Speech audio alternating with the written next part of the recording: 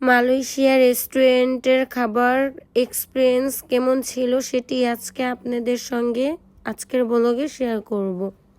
Hello, আসসালামু আলাইকুম। I hope আপনারা সবাই ভালো আছেন। আপনাদের দোয়ায় আমিও আল্লাহর রহমতে অনেক বেশি ভালো আছি। আজকে আমরা চলে যাচ্ছি আন্দালুস একটি রেস্টুরেন্টে।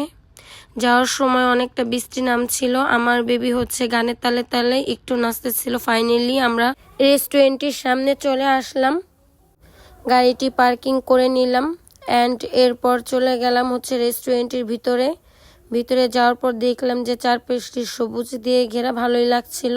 যেহেতু এই রেস্টুরেন্টটিতে প্রথম আসছি আমি, আমার সেরকম কোনো অভিজ্ঞতা নেই এই রেস্টুরেন্টের খাবার সম্পর্কে।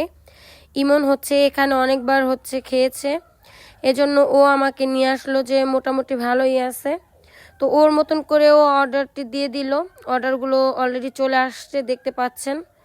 তো এখানে অনেক বড় তান্দুন রুটি আছে এবং এটা কি আমি কোনোটারই সেরকমভাবে নাম জানি না। মালাই ভাষায় যেহেতু অর্ডার করেছে, খাবারগুলো ভালোই ছিল, কিন্তু আমার কাছে যেহেতু আমি বাঙালি হয়তো এজন্যই আমার কাছে একটু কেমন যেন লাগছে, সেতটা ভালো লাগেনি। আমার মেয়ের জন্য একটি অরেঞ্জ জুস দিয়েছিলাম আর আমার জন্য একটা ম্যাঙ্গো জুস। তো এইটা আমার কাছে মোটামুটি ভালোই লাগছে, কিন্তু সত্যি কথা বলতে খাবারের প্রাইসগুলো সম্পর্কে আমার আইডিয়া ছিল না যে এতটা দাম নিবে।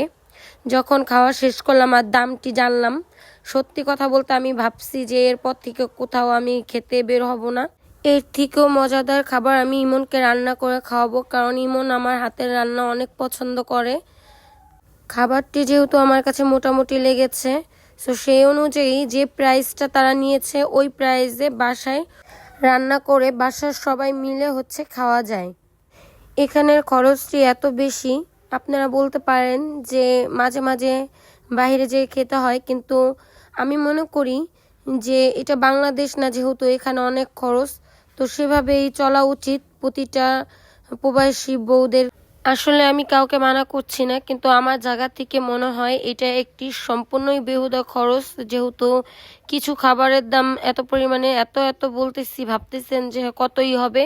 পুরো 12,000 থেকে 13,000 টাকা পড়েছিল এই খাবারটুকের। আমি মনে করি যে আমাদের বাংলাদেশের যে বিরিয়ানি, সেই বিরিয়ানিও এর থেকে মজা।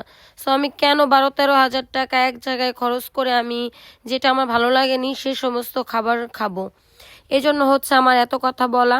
আজকের ব্লগটি এইখানেই শেষ করছি। আশা করি আপনাদের সবার অনেক ভালো লেগেছে। যদি ভালো লেগে থাকে নেক্সটে আমার সঙ্গে থাকবেন নেক্সট ব্লগের জন্য। আল্লাহ হাফেজ।